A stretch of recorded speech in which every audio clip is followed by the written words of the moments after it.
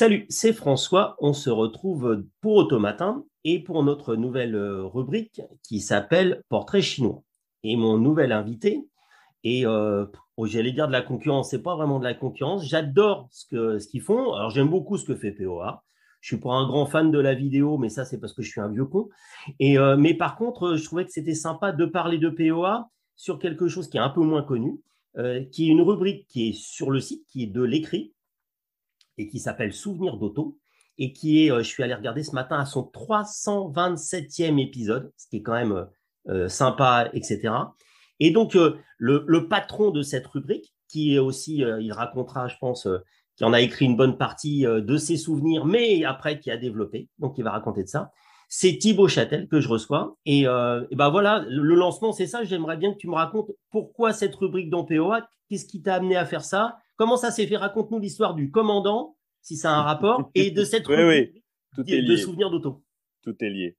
En fait, j'avais rencontré Renaud Roubody pour un projet qui s'est jamais fait, comme ça arrive parfois dans la vie. Mais on se connaissait pas du tout, mais on est devenus copains très rapidement. C'est assez rare, hein, surtout quand on a passé la cinquantaine, on va dire. Mais nous, on s'est vu trois fois. En trois fois, on était potes, quoi. On était tellement potes qu'un jour, il me dit, écoute, il y a Jean-Claude Amila qui organise le tour à Toto. Je dis, le tour auto? Non, non, le tour à Toto. C'est un truc, il faut que les bagnoles coûtent moins de 1 000 euros. On va faire des grandes balades, c'est sympa, c'est super. Il me faut un copilote, est-ce que tu viendras avec moi? Bon. Alors, un tour auto, ça veut dire, un tour à Toto, pardon, tu pars de Paris, tu te retrouves au cul du Massif central, donc tu as déjà fait 1 000 bornes. Pendant 5 jours, tu refais 1 000 bornes, et puis tu rentres 1 000 bornes. Donc ça fait 3 000 bornes. Donc si tu veux, tu sais tout de suite si tu vas rester copain ou pas. Et, non, non, parce que t'es. Bon, alors lui, Renault, il a une Lancia Beta, c'est pas une petite voiture. Donc on a passé 6 jours enfermés dans cette voiture tous les deux. Et comme il a repéré que j'étais un petit peu organisé, les cartes, les machins, parce qu'on trichait pas, donc il n'y avait pas de GPS. Donc le roadbook de Jean-Claude était un petit peu à l'amiable, on va dire. Et donc moi j'avais des cartes, j'avais des trucs, j'avais de la bouffe, j'avais de l'eau. Jean-Claude à l'amiable. C'est C'est un Jean-Claude, peu Jean-Claude à l'amiable. un peu Jean-Claude à l'amiable, ouais. Mais en même temps, c'est pour ça qu'on l'aime. Bah oui. Et donc, au bout d'une journée, Renault, repérant que j'étais très organisé, a décidé de m'appeler commandant Châtel. C'est lui qui m'a donné ce surnom. Il m'a dit, ouais, t'es organisé comme un militaire, c'est carré, il y a de la bouffe, on fait le plein. Moi, parce que moi, tous les soirs, je disais, bon, on fait le plein, on fait les niveaux, on lave la voiture, pour que demain matin, parce que tu voyais le matin, les mecs, ils arrivaient avec la trace de l'oreiller, ah, j'ai plus d'essence, et puis j'ai plus d'huile. Bon, nous, c'était prêt, on était prêt, on y va, tu vois. Bon. Donc, il m'a appelé commandant Châtel. Et pendant ces longues journées de voiture, j'ai commencé à lui raconter des anecdotes qui tournaient autour de l'automobile, beaucoup de mon enfance, évidemment, des histoires avec ma grand-mère, mon grand-père, mon père, ma mère, des histoires de bagnole. Et il m'a dit, ah, mais elles sont super, tes anecdotes, qu'est-ce qu'on pourrait faire avec ça? Je lui ai dit, écoute, je sais pas, je peux essayer d'en écrire peut-être une dizaine, tu vois. Donc, je me mets dans un coin, j'écris ma dizaine de petites histoires. Souvenir d'auto, je ne sais plus si c'est lui ou moi ou nous qui trouvons le titre, aucune importance. Et il me dit, oh, je vais les mettre sur POA, puis on va voir ce que ça donne. Et puis le truc prend, on commence à avoir des commentaires avec des gens qui disent, ah, on aime bien, souvenir d'auto, blablabla. Et puis, en fait, j'en fais 100, j'en écris 100. Parce que tu sais, les histoires reviennent. Ah Je oui, quand connais. j'étais avec machin, que tu sais. Bon, alors, c'est plus des histoires d'hommes, enfin, au sens homme-femme, hein, évidemment, que des histoires de voitures. Mais il y a toujours la voiture, ça tourne autour de la voiture. Et, euh, et donc, au bout d'une centaine, je dis à Renaud, là, tu sais, je crois que bon, j'ai envie des nouvelles, forcément, puisque je roule, donc il m'en arrive peut-être une ou deux par an. Mais bon, donc, soit on arrête la rubrique, soit on demande aux petits observateurs, donc aux gens qui suivent le site, bah, eux aussi de nous envoyer leurs souvenirs. Et bon, alors on tente le coup, on met, bah, si vous aussi, vous avez des souvenirs, vous nous les envoyez, blablabla. Et moi, je me disais, bon, on va en recevoir 3, quoi.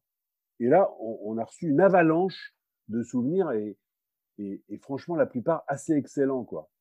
Et bah, on a dit, on continue à publier. C'est pour ça qu'on est à 300. Sept. En fait, on est presque à 400 parce que j'en ai d'avance. Et là, Renault, il y a 2 mois, m'a dit, écoute, parce qu'on lui demande, on me le demande quand je croise des gens fans de cette rubrique, parce qu'il y en a quelques-uns, me disent, mais pourquoi vous ne faites pas un livre avec les meilleurs souvenirs et tout.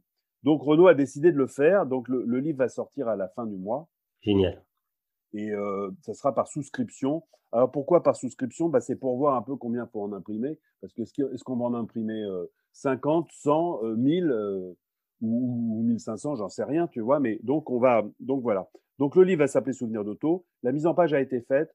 Comme moi je voulais pas choisir et Chrono non plus, il a demandé à son frère Ludovic Roubody, qui est écrivain, qui a beaucoup de talent, et c'est lui qui les a choisis.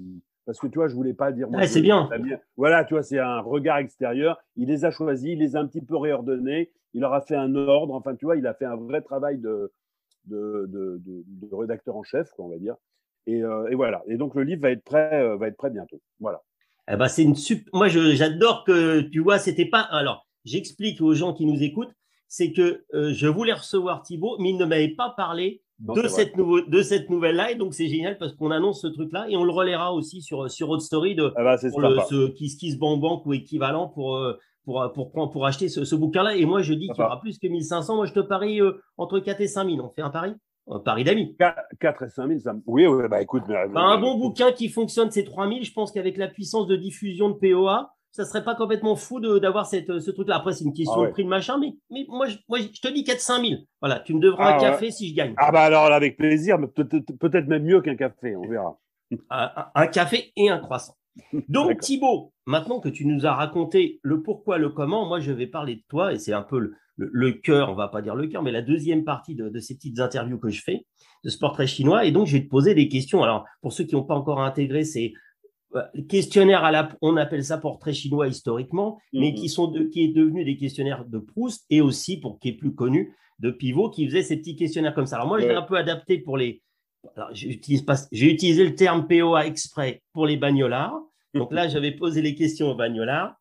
Bon, ton endroit préféré pour rouler, c'est où? Alors, moi j'ai la chance d'avoir une maison dans l'arrière-pays canois. Tout l'arrière-pays des Alpes-Maritimes est extraordinaire. Mais, il y a encore mieux. Bon, c'est un peu plus loin. J'ai eu la chance de le faire 2 fois, une fois à moto et une fois en voiture. C'est le Grand Ouest américain, dans Los Angeles, San Francisco, Yosemite Park, la vallée de la mort, Las Vegas, Monument Valley, Grand Canyon, Palm Springs, San Diego, et puis tu remontes à Le Los Tour. Angeles. Voilà, 3000, ça fait enfin, presque 4000 km. Tu as tous les paysages du monde. Tu as la Bretagne, tu as le désert, tu as la montagne, c'est la forêt, chaque jour est Un un émerveillement. renouvellement, un enchantement. Voilà, c'est formidable à moto, mais c'est formidable aussi en voiture. Bon, alors, évidemment, il faut un peu de sous, il faut un peu de temps, mais franchement, c'est un voyage extraordinaire pour ceux qui aiment rouler, sans non plus faire bon, tu me diras, nous, on l'a fait à moto assez vite et puis en voiture plus tranquillement, mais tu le fais au rythme que tu veux. Enfin, c'est fantastique. Et en plus, aux États-Unis, il y a des motels partout, il y a de la bouffe partout. Enfin, à n'importe quelle heure du jour, de la nuit. Voilà, c'est vraiment un voyage pour les gens qui aiment rouler à faire. Bon, et l'arrière-pays canois ou les États-Unis ou quelque chose truc, c'est quoi la moto ou la voiture préférée, le truc que tu as dans le cœur qui te. Présent ou passé, Ah, enfin, c'est quoi je vais te dire, c'est la dernière, parce que les voitures, d'abord, j'en ai eu beaucoup, et puis j'espère que j'en aurai encore beaucoup. Là, je viens d'acheter une Porsche 924 J'ai vu. Targa. Targa, bah, c'est le toit Targa qui m'a décidé. Il faut être très con. Quand j'ai vu le toit Targa, j'ai dit je prends. Alors, c'est pas une voiture très puissante, mais elle tient très bien la route. Elle a une direction archi précise et vraiment pour les petites routes dans les Alpes-Maritimes, elle est assez idéale, quoi, même si elle n'est pas très puissante. Bon, et on a dit ce qu'on préférait, enfin, tu as dit ce que tu préférais pour le moment, la dernière. Et c'est quoi la marque où ça te fait des petits boutons Ah, ou les utilisateurs, euh, la marque ou les utilisateurs de la marque, je sais pas. Enfin, c'est le seul point où on râle sur le questionnaire. ouais. Alors, moi, la marque que j'aime pas, euh, c'est Tesla. J'aime pas Tesla parce que d'abord, je trouve qu'elles sont pas très belles. Surtout son pick-up que je trouve ignoble, pas pratique. Moi, Euh, j'adore. Non, mais je te comprends. Je trouve que l'iPad scotché sur le et dire voilà, t'as tout combiné, je trouve ça ridicule. Aller chercher la fonction pour ouvrir la boîte à gants, ça me fait marrer. Et pour finir, je trouve que se trimballer 600 kilos de batterie, j'arrive pas à croire que ça soit écolo. Maintenant, D'accord.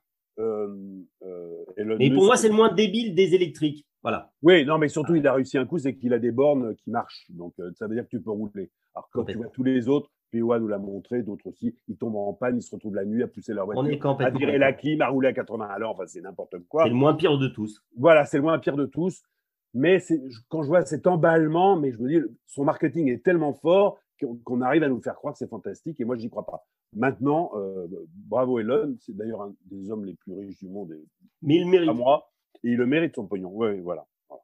Bon, et donc, du coup, comme là, on vient de parler de ce que tu n'aimais pas, c'est-à-dire le bzzz. Ouais. C'est quoi le bruit le son que tu aimes bien? Bah alors, voilà, ça n'a rien à voir avec la Porsche. Moi, ce que j'aime beaucoup, c'est les gros V8. Tu vois, j'aime le V8 de ma Cadillac Seville, j'aime le V8 de ma Jaguar. J'aimerais beaucoup un jour une W126 ou une C126, encore mieux, de Mercedes, pareil V8. Tu vois, le V8, c'est dire bien ample, bien large, bien bas, le glouglou avec du couple, ouais, avec du couple. Voilà, ça, c'est des moteurs que j'adore. Alors, c'est pas l'idéal pour la montagnette. En revanche, dès que tu as un peu de borne à faire, quel plaisir, quelle Pour en rouler. longévité, et puis de rouler à demi-tour. Enfin, voilà, c'est des voitures que j'aime beaucoup, beaucoup, beaucoup. Et donc là, quand t'aimes bien rouler vite ou pas? Ou t'as roulé vite? T'as des souvenirs d'un roulé? Parce que moi, la question, c'est le record de vitesse. Et donc, mais pas obligatoirement le chiffre exact, mais plutôt l'endroit, le moment, le truc où il y a un souvenir autour de ça. Moi Avant, ouais, avant, bah, bien sûr, bah, tu parles, en 1900, en Allemagne. en Allemagne avant. Écoute, moi j'ai un pote qui avait bah, justement une W126, donc une Mercedes 500 SEL,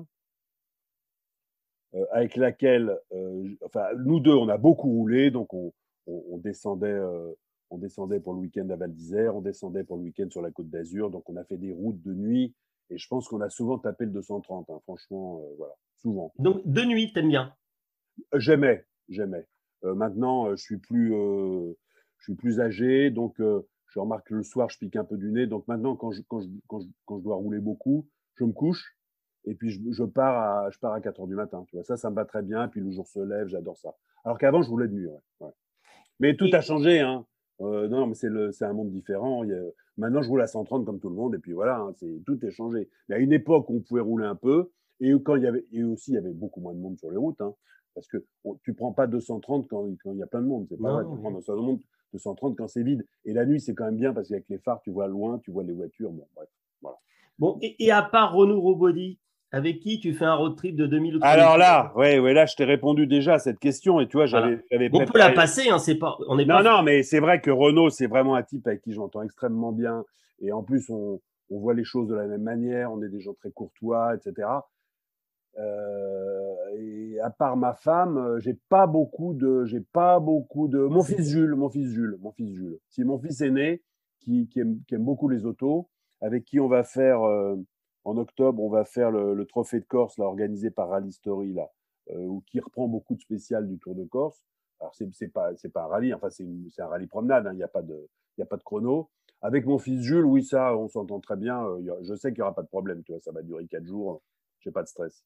Bon, et avec le fils Jules, t'écoutes de la musique dans la voiture? Parce que c'était ça la question suivante. Ouais, alors oui, bien sûr. Alors là, ça c'est un truc que je lui ai fait découvrir en plus, donc mais c'est un truc de vieux con.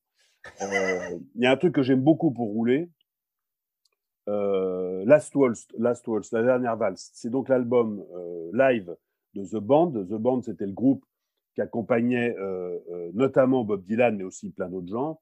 Et en 76, ils ont fait un grand concert. J'ai un doute, je crois que c'est à Chicago, où ils ont invité presque tous les chanteurs avec qu'ils avaient accompagnés. Donc j'ai vérifié parce que Bob Dylan, Neil Young, Johnny Mitchell, Neil Diamond, Dr. John, Van Morrison, Emmylou Harris, Eric Clapton et d'autres. Et il y a différentes versions. Alors c'est un film aussi puisque Martin Scorsese les a filmés en 35 mm, à 7 ou 8 caméras. Mais il y a différentes. Enfin, il y a un enregistrement, mais il y a eu différents albums. Il y a un album, enfin un CD avec 2 albums, un CD avec 3, un CD avec 4. Donc avec le CD 4 albums, on a l'intégrale. Et là, tu as la crème du rock, du blues, du folk des années 70, 80.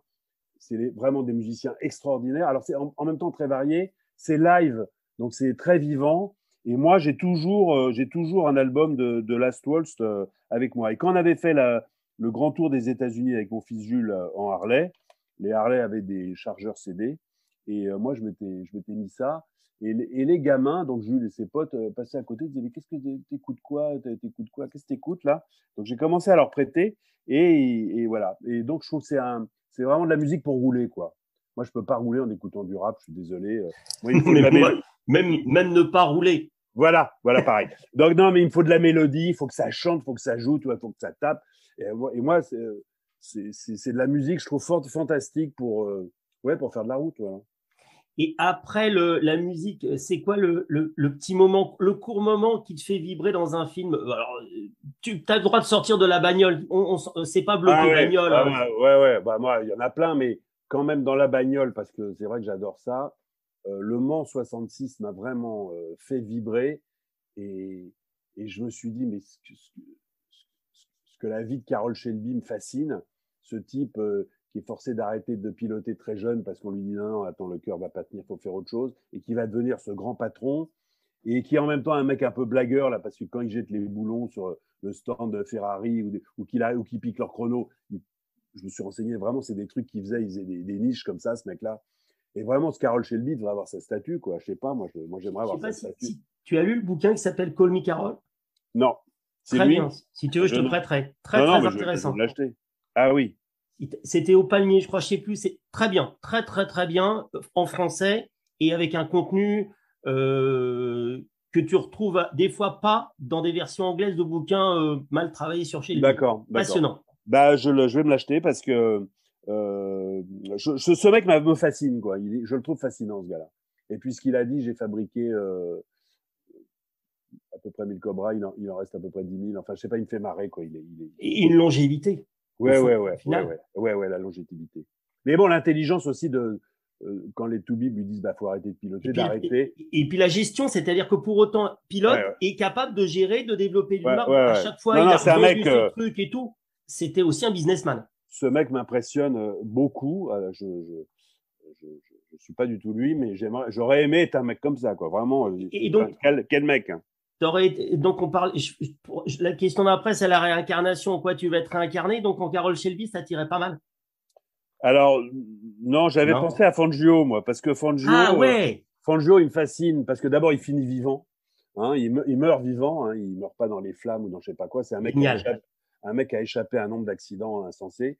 Ce mec est quand même à une époque où on pilotait avec un petit serre-tête en cuir, des grosses lunettes, des gants Pécari et un polo Lacoste, grosso modo, quoi. Donc les risques qu'ont pris ces mecs-là sont insensés parce que leur voiture ne freinait pas. Et Fangio, cette intelligence pareille de la course, et puis qui va finir vieux monsieur tranquillement. Ce mec me fascine aussi, voilà. Et moi, je prends un peu la parole. Une chose, c'est le Nürburgring contre les deux Ferrari. C'est quand on a lu ça, c'est dans Mon ami Matt, je pense, de Chris Nixon, où il raconte dans le détail cette course où j'y ai arrivé. Fangio est en retard sur les deux Ferrari. Il a un tour de retard et par une intelligence de course et derrière des prises de risque gigantesques et un pilotage exceptionnel, il arrive à remonter sur les deux Ferrari où il y a Hawthorne et Collins, qui sont quand même pas des pinces, et il gagne.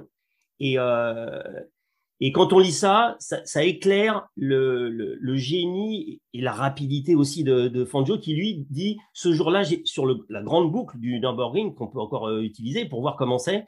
Et surtout, c'est ce que tu décris, donc avec un petit serre-tête, des petites lunettes et quand même une voiture qui tient pas la route, mais qui fait quand même 300 chevaux et qui explique qu'il n'a jamais pris des risques comme ça et il arrive à reprendre une minute autour. Enfin, c'est juste gigantesque. J'arrête de parler. Non, non, mais c'était intéressant. Non, non, mais bon, en tout cas, Fangio, quel mec, quoi. Quel mec Je fantastique. suis d'accord avec toi. Quel mec. Quand tu lis aussi des qualités humaines exceptionnelles. Oui, oui, oui, bien sûr. Et puis très humble, très.